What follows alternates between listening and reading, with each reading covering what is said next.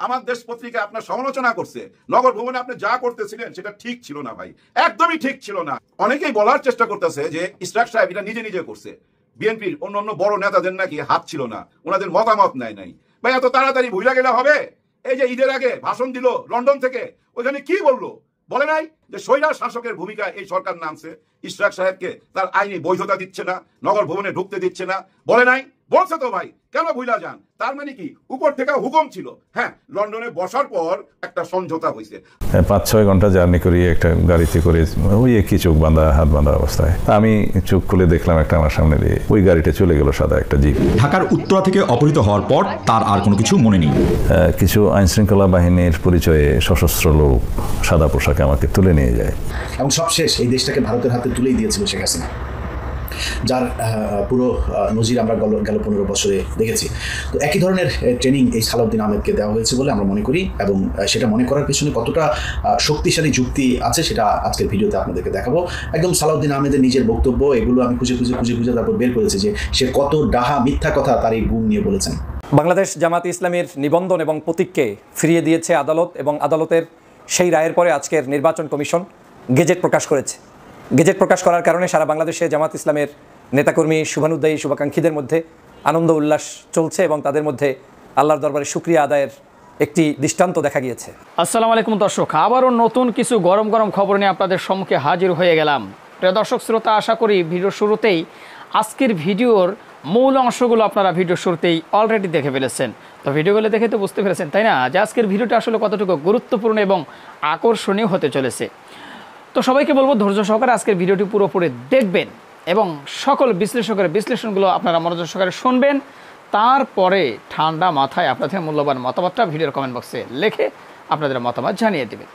তো চলুন তাহলে আর কথা কিসের, কথা না বাড়িয়ে সরাসরি একটা লাইক দিয়ে মনে বুঝে চলে যায়। হ্যাঁ দাঁড়ান, যারা এখন পর্যন্ত আমাদের চ্যানেলটি সাবস্ক্রাইব করেন, প্রতিনিয়ত এই ধরনের গরম গরম খবরগুলো পেতে আমাদের চ্যানেলটি সাবস্ক্রাইব করে দেবেন। চলুন দেখে আসি সবগুলো ভিডিওর বিস্তারিত আলোচনা। ৫-৬ ঘন্টা জার্নি করি একটা গাড়িতে করে, ওই একই চোখ বাঁধা হাত বাঁধা অবস্থায় আমি চোখ খুলে দেখলাম একটা আমার সামনে দিয়ে ওই গাড়িটা চলে গেল, সাদা একটা জিপ। ঢাকার উত্তরা থেকে অপহৃত হওয়ার পর তার আর কোনো কিছু মনে নেই।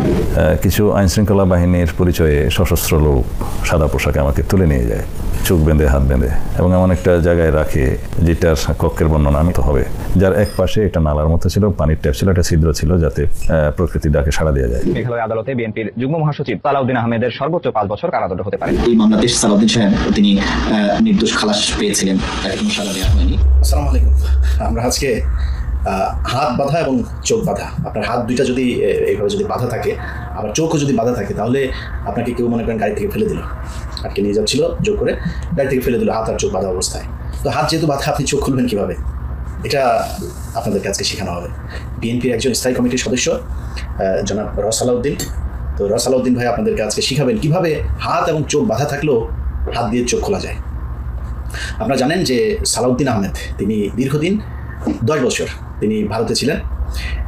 এই ভারতে থাকাকালীন আমরা মনে করি 1975 সালে ভারত শেখ হাসিনাকে নিয়ে যায়, সেখানে নিয়ে 6 বছর তাকে ট্রেনিং দেওয়া হয়, এবং 1981 সালে তিনি আবার তাকে দেশে পাঠানো হয়। তারপর থেকে এই বাংলাদেশের যত অলক্ষী যা আছে সব কিছু এই দেশের উপরে ভর করেছিল, এবং সবশেষ এই দেশটাকে ভারতের হাতে তুলেই দিয়েছিল শেখ হাসিনা, যার পুরো নজির আমরা গেল 15 বছরে দেখেছি। তো একই ধরনের ট্রেনিং এই সালাউদ্দিন আহমেদকে দেওয়া হয়েছে বলে আমরা মনে করি, এবং সেটা মনে করার পেছনে কতটা শক্তিশালী যুক্তি আছে সেটা আজকের ভিডিওতে আপনাদেরকে দেখাবো। একদম সালাউদ্দিন আহমেদের নিজের বক্তব্য, এগুলো আমি খুঁজে তারপর বের করেছি যে সে কত ডাহা মিথ্যা কথা তার এই গুম নিয়ে বলেছেন। সালাউদ্দিন আহমেদ কখনোই গুম হন নাই।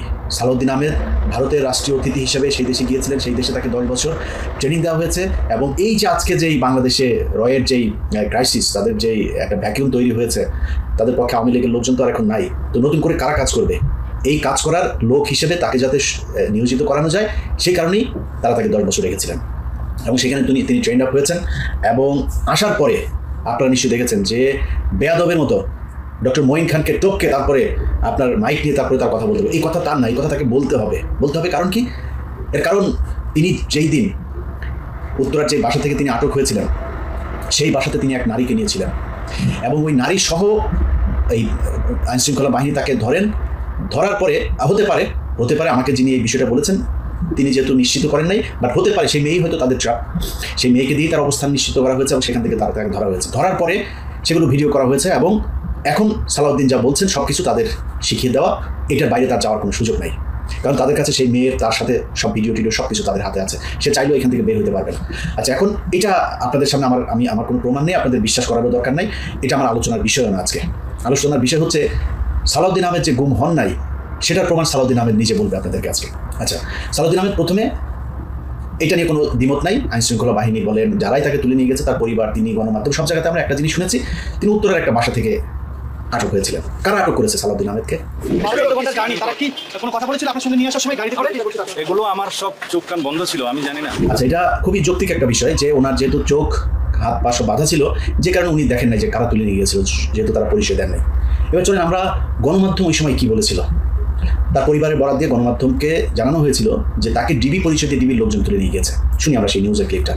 2015 সালের 10 মার্চ উত্তরার এক আত্মীয়র বাসায় অবস্থান করার সময় ডিবি পরিচয়ে সালাউদ্দিন আহমেদকে তুলে নেওয়ার অভিযোগ করেছিলেন তার পরিবার। ওই বছরের মে মাসে ভারতের মেঘালয়ের শিলং থেকে স্থানীয় পুলিশ সালাউদ্দিন আহমেদকে উদ্ধার করে। আচ্ছা, এখন ধরেন সালাউদ্দিন আহমেদ যেদিন ধরা পড়েন, ওই ধরা পড়ার পর থেকে আজকে পর্যন্ত, একদম যখন আপনি ভিডিও দেখছেন ততদিন পর্যন্ত বাংলাদেশের কোনো সংস্থা কিন্তু এখন পর্যন্ত স্বীকার করে নাই যে কারা নিয়ে গিয়েছে। বাট তিনি ভারতে গিয়েছেন, ভারতে তাকে ফেলে দিয়ে আসা হয়েছে শিলংয়ে। সো আমরা এটা তো খুবই স্বাভাবিক যে ভারতীয় বাহিনী এটার সাথে জড়িত ছিল, কিন্তু বাংলাদেশের কোনো সংস্থা কিন্তু দেখা করে নাই। তার মানে সালাউদ্দিন আহমেদ তাকে ধরার আগেই সালাউদ্দিন আহমেদ জানতেন যে তাকে ডিবি পরিচয় ধরা হয়েছে, কারণ সালাউদ্দিন আহমেদকে নিয়ে যাওয়ার পরে তার কেউ স্বীকার করে নাই। সো তার পরিবার জানলো কোথেকে? তার মানে তার পরিবার ওই ধরার সময় তারা পরিচয় দিয়েছিল যে আমরা ডিবি থেকে এসেছি। সালাউদ্দিন আহমেদ বলেছেন তিনি, তার চোখ কান খোলা ছিল, বাধা ছিল, তিনি দেখেন নাই কারা ধরে নিয়ে গেছেন। আপনাকে তো বাড়িতে থাকতে তারা পরিচয় দিয়েছে ডিবি, তিনি সেটা অস্বীকার করেছেন। কেন অস্বীকার করেছেন? আরও কত কিছু অস্বীকার করেছেন সেটা ভিডিওতে দেখবেন। আমরা যারাই আটক করুক এখান থেকে নিয়ে গেল, নিয়ে যাওয়ার পরে কি হয়েছে সালাউদ্দিন আহমেদকে একটা ভিডিওতে এক সাংবাদিক জিজ্ঞেস করেছিলেন এরপরে কি হলো, সালাউদ্দিন আহমেদ কি বলে শোনেন। ভারতে যাওয়ার বৈধ কোনো কাগজ দেখাতে পারেনি বিএনপির নেতা। পুলিশকে জানান ঢাকার উত্তরা থেকে অপহৃত হওয়ার পর তার আর কোনো কিছু মনে নেই। আচ্ছা, উত্তরা থেকে ওনারে ধরলো, এরপরে আর ওনার কিছু মনে নাই। আমরা এটা বিশ্বাস করি, উনি যেহেতু বলেছেন বিশ্বাস করি। এবার চলেন অন্য আর গণমাধ্যমে উনি কি বলেছেন সেটা শুনি। কিছু আইনশৃঙ্খলা বাহিনীর পরিচয়ে সশস্ত্র লোক সাদা পোশাকে আমাকে তুলে নিয়ে যায়, চোখ বেঁধে হাত বেঁধে, এবং এমন একটা জায়গায় রাখে যেটার কক্ষের বর্ণনা আমি তো হবে, যার এক পাশে একটা নালার মতো ছিল, পানির ট্যাপ ছিল, একটা ছিদ্র ছিল যাতে প্রকৃতির ডাকে সাড়া দেওয়া যায়।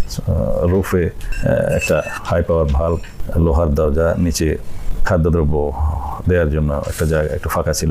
আচ্ছা দেখেন, কিছুক্ষণ আগে সে বললো সে কিছুই জানে না, কিছু মনে নেই, উত্তর থেকে ধরা পড়া কিছুই তার মনে নাই, বলতে পারবে না। আবার এদের কাছে বলছে যে তাকে কীভাবে কত ঘন্টা চালিয়ে গাড়ি চালিয়ে নিয়ে গেল সব তিনি জানেন।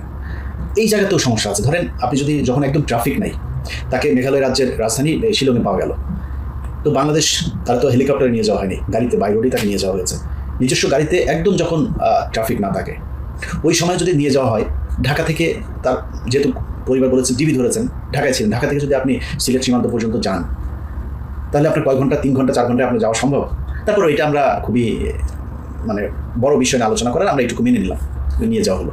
মূল খেলা হচ্ছে নিয়ে যাওয়ার পরে তাকে ভারতে তিনাকে নিয়ে যাওয়া হলো, তিনি সীমান্তের ওই পার থেকে গাড়ি একটা ওই পারে আবার রেডি ওই পারে থেকে নিয়ে গেল, নিয়ে যাওয়ার পরে তাকে ফেললো। তারপরে কি হলো? শিলংয়ের একটা জায়গা, চোখের কাপড় খুলে দেখলাম একটা সাদা জিপ গাড়ি চলে যাচ্ছে। কথাবার্তা শোনা হয়তো আমাকে মনে করলাম আমি মানসিক ভারসাম্যহীন, আমার কথা হয়তো তাদের বিশ্বাস হয় না, আমার পরিচয় তারা হয়তো বিশ্বাস করতে চায়নি জামা কাপড় দেখে, আমার অবস্থা দেখে। তখন তারা আমাকে এটা মানসিক হাসপাতালে নিয়ে গেল। আচ্ছা, এইটা হচ্ছে যে কোনো একটা গণমাধ্যমকে দেওয়া বক্তব্য যে তিনাকে সেখানে নিয়ে যাওয়া হয়, নিয়ে যাওয়ার পরে তাকে উদ্ভ্রান্তর মতো লাগছিল এবং লোকজন তাকে, তিনি তার পরিচয় দেওয়ার পরে লোকজন তার পোশাক আচার আচরণ দেখে খুবই স্বাভাবিক এখান থেকে টেনে হেসে নিয়ে যাওয়া হচ্ছে, বর্ডার দিয়ে আবার কাটাতার পার হয়ে অনেক দূর হেঁটে হেঁটে তিনি গিয়েছেন, গিয়ে তারপরে লোকজন তারা দেখে চিনতে পারেন নাই, তাকে মানসিক হাসপাতালে নিয়ে ভর্তি করেছেন, রাইট? এটাই তো বললো, তাই না? শুনলেন, গাড়ি থেকে নামার পরে তিনি গাড়ি থেকে মানুষজন আসলো, এসে তারপরে তার হাত পা চোখ খুলে খুলে নিয়ে মানসিক হাসপাতালে নিয়ে গেল। আমার বিশ্বাস করলো এইটুকু। এবার চলো আরেক জায়গায় কি বলেছে সেটা শুনি। যখন ওখানে ফেললো তখন আমাকে ওরা বলে যে ইউ আর ফ্রি নাও। তা আমি চোখ খুলে দেখলাম একটা আমার সামনে দিয়ে ওই গাড়িটা চলে গেল, সাদা একটা জিপ। তো পুলিশ এসে আমাকে নিয়ে গেল, ওখানে ভ্রাম্যমাণ পুলিশ টিম ছিল। তারা প্রথমে আমার শারীরিক অবস্থা, জামা কাপড়ের অবস্থা দেখে, আমার কথাবার্তা শুনে তারা আমাকে একটা হসপিটালে নিয়ে গেল, সিভিল হসপিটাল নাম। একটু আগে কি শুনলেন? ওনাকে মানুষজন এসে উদ্ধার করলো, কথাবার্তা বিশ্বাস না করে মানুষজনই নিয়ে গেল মানসিক হাসপাতালে। এখন আবার কি হলো? এখন আবার পুলিশ আসলো, পুলিশ এসে পুলিশ স্টেশনে নিয়ে গেল, তারপরে নিয়ে গেল হসপিটাল, মানুষজনের কোনো নেই। আচ্ছা, আরেকটু বক্তব্য শুনে, আরেকটু ইন্টারেস্টিং বক্তব্য আছে, সবচাইতে গুরুত্বপূর্ণ বক্তব্য যেটা, ওনাকে গাড়ি থেকে নিয়ে যাওয়ার পরে মানে নামানোর পরে কি হলো, সাথে সাথে কি হলো শুনুন একটু। 5-6 ঘন্টা জার্নি করি একটা গাড়িতে করে, ওই একই চোখ বাঁধা হাত বাঁধা অবস্থায়। তা আমি চোখ খুলে দেখলাম একটা আমার সামনে দিয়ে ওই গাড়িটা চলে গেল, সাদা একটা জিপ। আর আরেকবার এটা আমরা আরেকবার শুনি, কথাটুকু আরেকবার শুনি। 5-6 ঘন্টা জার্নি করি একটা গাড়িতে করে, ওই একই চোখ বাঁধা হাত বাঁধা অবস্থায়। তা আমি চোখ খুলে দেখলাম একটা আমার সামনে দিয়ে ওই গাড়িটা চলে গেল, সাদা একটা জিপ। আচ্ছা, এই যে বক্তব্যটা দুইবার শোনার কারণ কি জানেন? ওনার হাত বাঁধা, চোখও বাঁধা। আচ্ছা, হাত বাঁধা, ওনাকে ফেলে দিয়ে গেল, তারপরে চোখ খুললেন কেমনে? আপনার হাত তো বাঁধা, হাত দিয়ে তো আপনার চোখ খুলতে হবে, আপনি হাত বাঁধা আপনি চোখটা খুলে ফেললেন, এটা কি সম্ভব?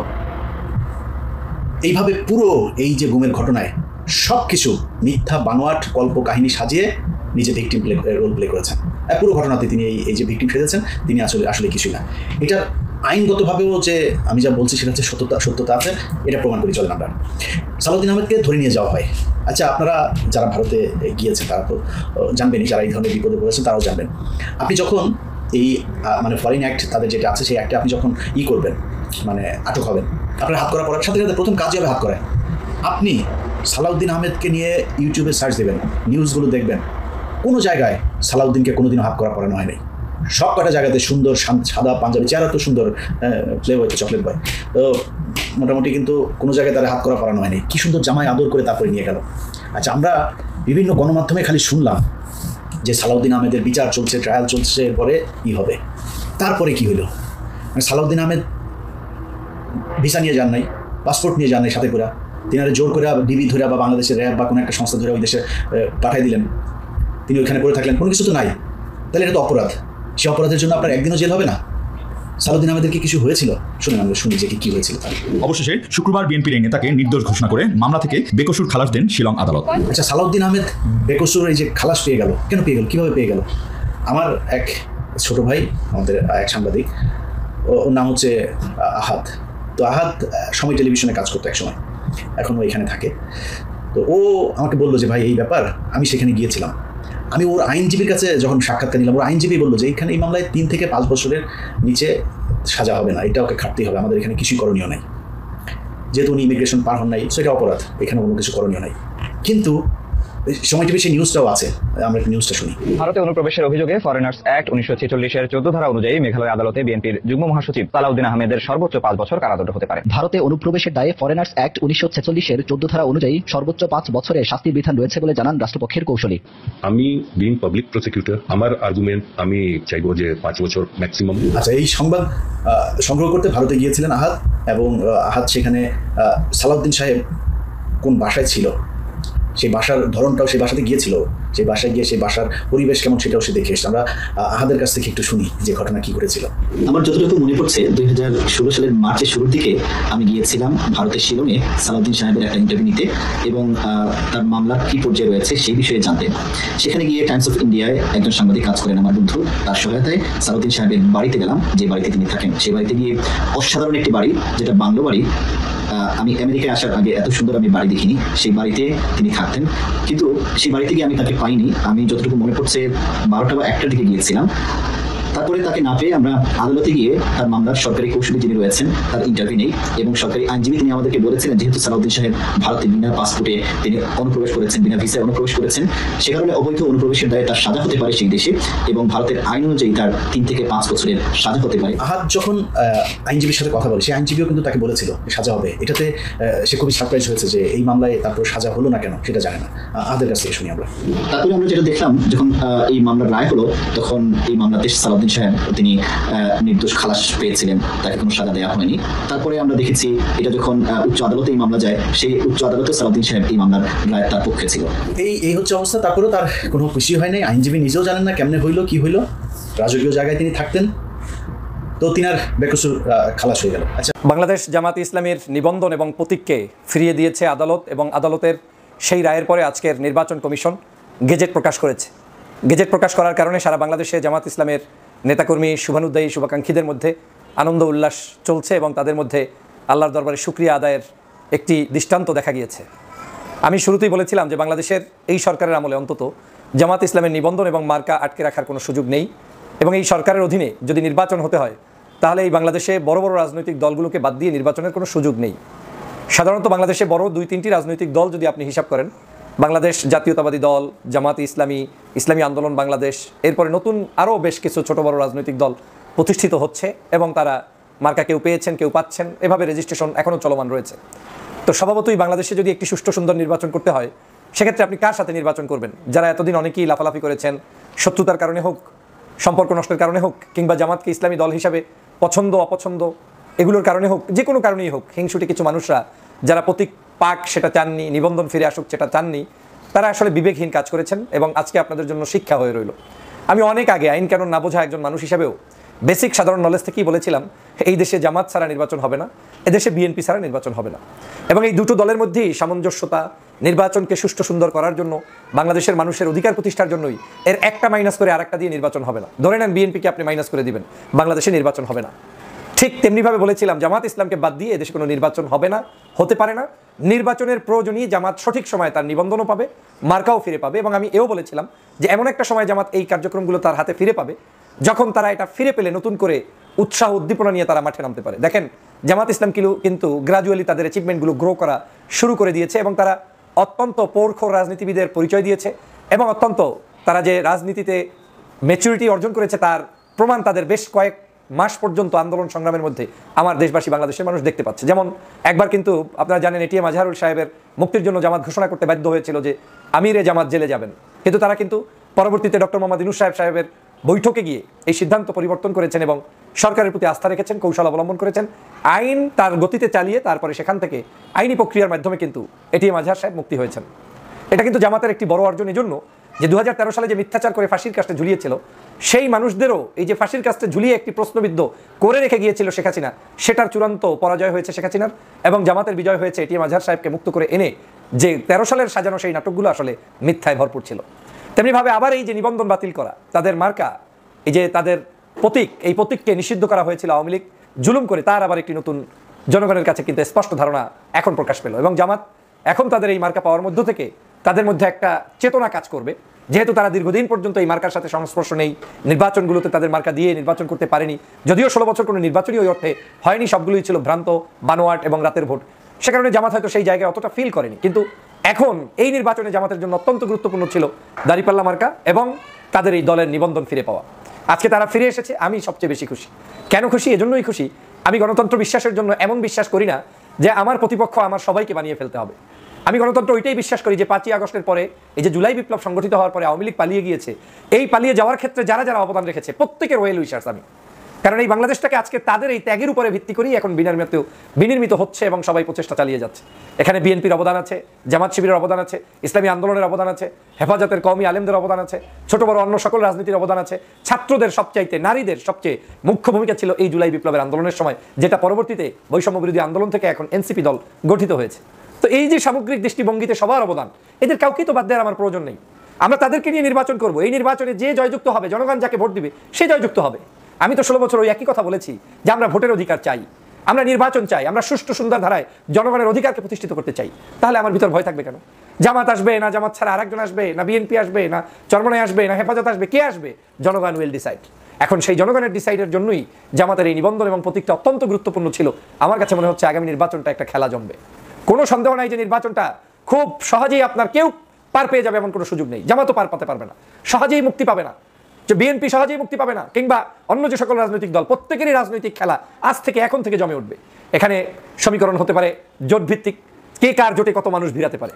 এখানে সমীকরণ হতে পারে দেশপ্রেমিক দেশ বিরোধী, এখানে সমীকরণ হতে পারে ভারতীয় আধিপত্যবাদের পক্ষে কে বিপক্ষে কে, এখানে সমীকরণ হতে পারে আওয়ামী লীগ রিএস্টাবলিশ করার পক্ষে কে বিপক্ষে কে, এখানে সমীকরণ হতে পারে আলেম ওলামার উপরে জুলুম নির্যাতন অত্যাচার এটার পক্ষে কে বিপক্ষে কে, বর্তমান সময় আগামীতে ক্ষমতায় গেলে কারা ভালো দেশ চালাবে কে চালাবে না, বহু সমীকরণের একটি রেজাল্ট আগামী নির্বাচনে পড়বে এবং সেটা আমি বারবার এখনো বলছি, লিখে রাখেন আগামী নির্বাচন। প্রিয় দর্শক শ্রোতা, আশা করি সবগুলো ভিডিওর বিস্তারিত আলোচনা দেখেছেন এবং তাদের কথাগুলো শুনেছেন। তো আশা করি বুঝতে পেরেছেন যে আজকে কি বিষয় নিয়ে আজকে আপনাদের সম্মুখে হাজির হয়েছিলাম, আজকের টপিকটা ছিল কি। তো যদি বুঝে থাকেন, যদি জেনে থাকেন, তাহলে অবশ্যই আজকের ভিডিওগুলো দেখে আপনাদের মতামতটা কি সেটা এখন কমেন্ট বক্সে লিখে দিন। আর হ্যাঁ, এখন পর্যন্ত যারা আমাদের এই channel Nasir snack media centre subscribe করেননি, প্রতিনিয়ত এই ধরনের সকল প্রকার নিত্যনতুন আপডেট গরম গরম খবরগুলো পেতে আমাদের এই চ্যানেলটি সাবস্ক্রাইব করে আমাদের সাথে থাকবেন। ইতিমধ্যেই যারা অলরেডি সাবস্ক্রাইব করে দিয়ে আমাদের পরিবারের একজন সদস্য হয়েছেন, তাদেরকে ধন্যবাদ জানিয়ে ভিডিওটি শেষ করছি। ভালো থাকবেন, আল্লাহ হাফেজ।